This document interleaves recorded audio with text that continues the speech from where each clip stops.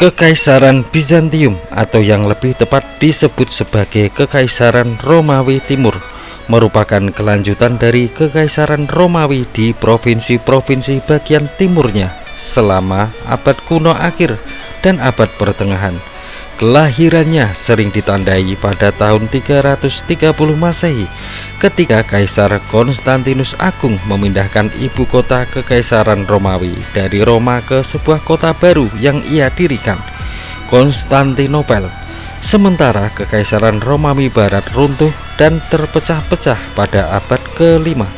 Kekaisaran Romawi Timur berhasil bertahan, berkembang dan menjadi kekuatan ekonomi, budaya dan militer yang dominan di Eropa selama lebih dari 1000 tahun, dengan Konstantinopel sebagai pusatnya yang megah dan tak tertembus.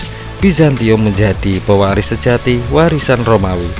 Meskipun berakar pada tradisi Romawi, Kekaisaran Bizantium mengembangkan sebuah identitas yang unik dan berbeda dari pendahulunya.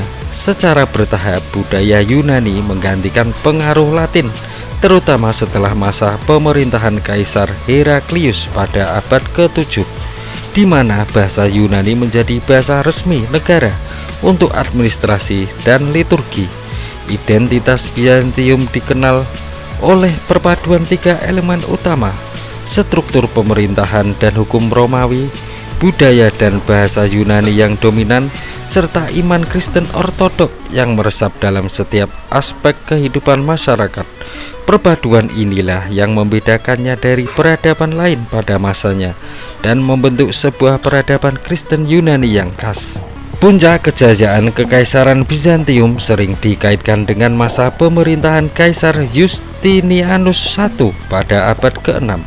Dengan ambisi untuk mengembalikan kejayaan Roma yang telah hilang, Justinianus melancarkan serangkaian kampanye militer yang berhasil merebut kembali sebagian besar wilayah Mediterania Barat, termasuk Italia, Afrika Utara, dan sebagian Spanyol. Di dalam negeri, pemerintahannya meninggalkan warisan yang abadi melalui kodifikasi hukum Romawi yang monumental yang dikenal sebagai Corpus Juris Civilis dan pembangunan mahakarya arsitektur Hagia Sophia.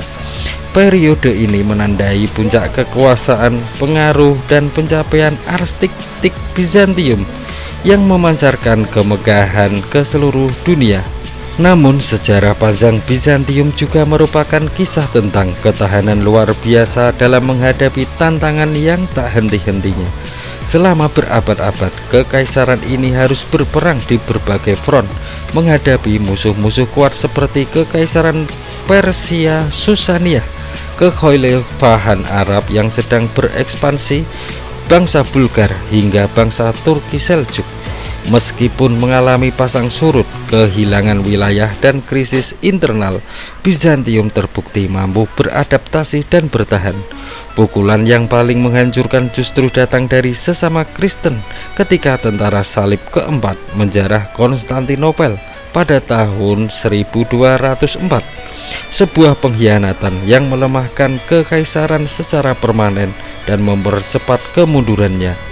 Pada akhirnya, setelah berjuang selama lebih dari 1 milenium, Kekaisaran Bizantium runtuh ketika ibu kotanya, Konstantinopel, jatuh ke tangan Kesultanan Utsmaniyah di bawah pimpinan Sultan Mehmed II pada tahun 1453.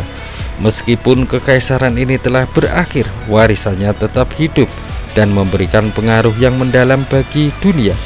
Bizantium berperan penting sebagai benteng pertahanan Eropa dari berbagai invasi dari timur, serta menjadi pelestari utama karya-karya sastra dan pengetahuan klasik Yunani dan Romawi di saat Eropa Barat mengalami abad ke-8.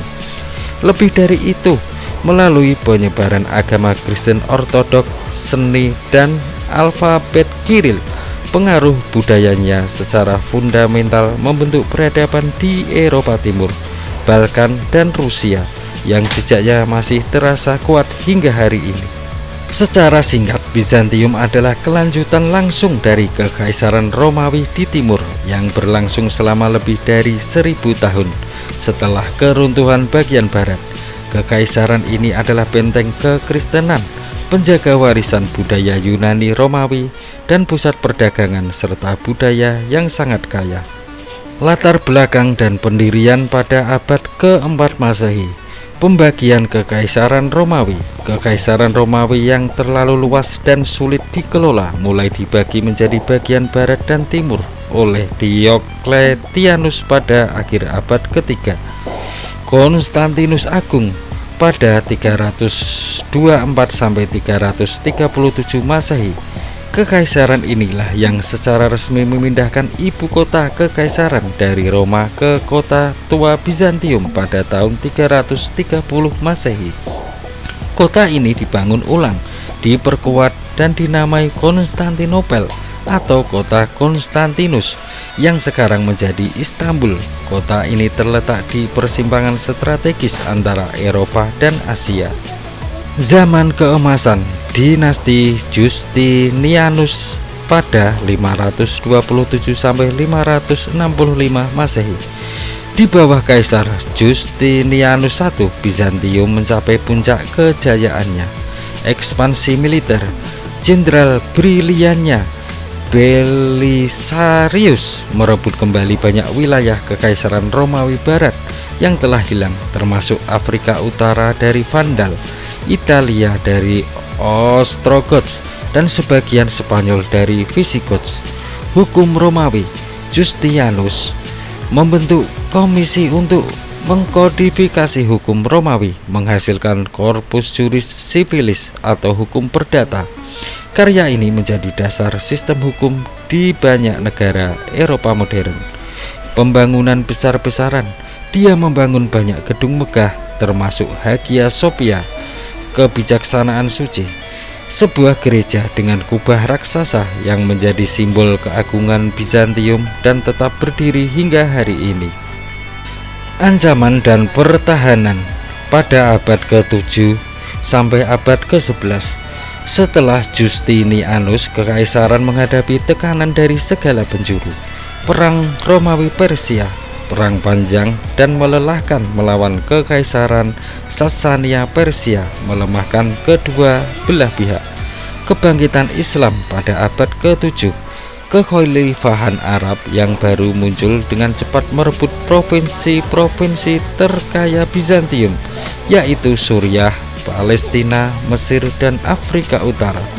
Konstantinopel sendiri dua kali dikepung oleh pasukan Arab pada 674 sampai 678 dan pada 717 sampai 718, tetapi berhasil bertahan.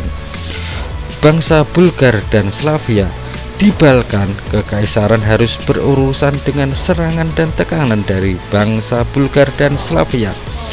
Kontroversi ikonoklasme pada 726 sampai 843, periode perpecahan internal di mana penggunaan ikon atau gambar-gambar religius dilarang dan dihancurkan oleh para kaisar ikonoklas, menimbulkan konflik dengan gereja dan rakyat.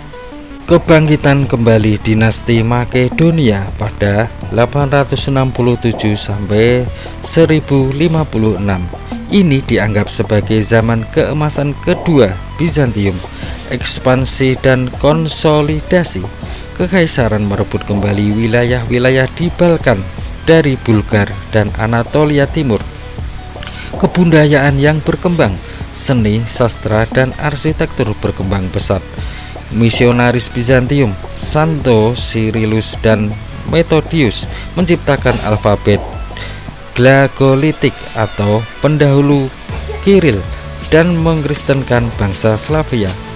Skisma besar pada 1054. Perbedaan teologis, politik, dan budaya yang menumpuk antara gereja di Roma atau Katolik dan gereja Konstantinopel atau Ortodoks memuncak dalam perpecahan resmi yang dikenal sebagai Schisma Timur Barat.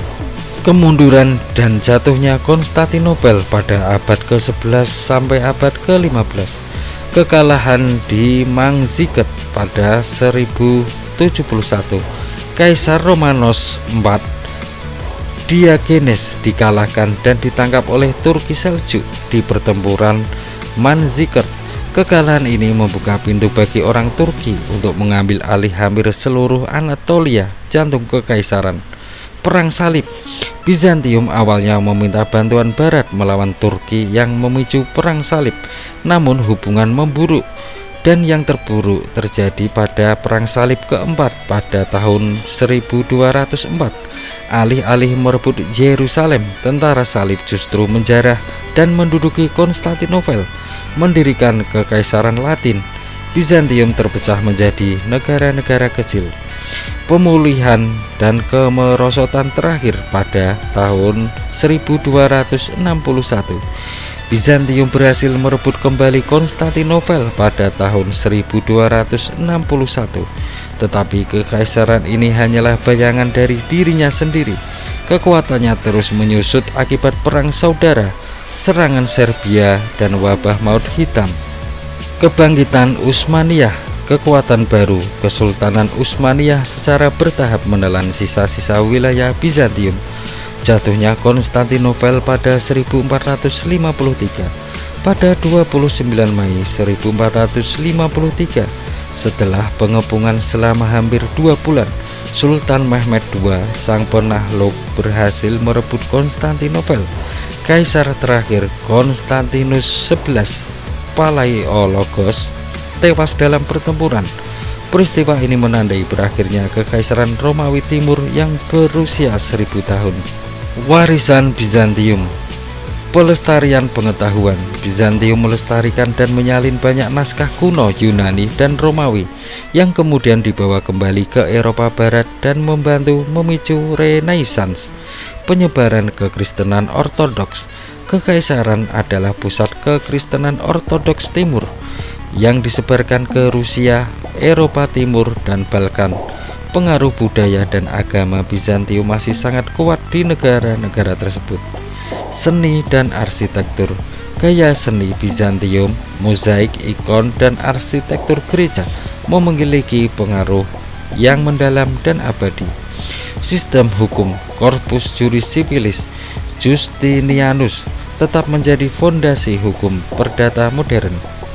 Pertahanan Eropa. Selama berabad-abad, Bizantium menjadi perisai bagi Eropa, menahan gelombang invasi Persia, Arab, dan Turki, memberikan waktu bagi Eropa Barat untuk berkembang.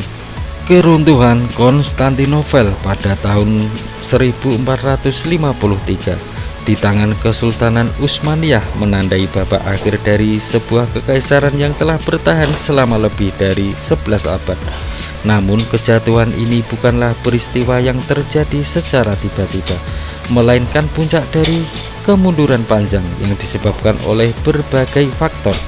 Tekanan militer tanpa henti dari berbagai arah, konflik internal dan perebutan tahta yang melemahkan, serta kehancuran ekonomi yang diperparah oleh penjarahan brutal selama Perang Salib keempat. Semuanya berkontribusi pada terkikisnya kekuatan Bizantium. Pada akhirnya kekaisaran yang pernah menjadi adidaya di Mediterania ini menyusut hingga hanya menjadi sebuah kota negara yang terkepung, sebelum akhirnya takluk dan mengakhiri era Kekaisaran Romawi untuk selamanya.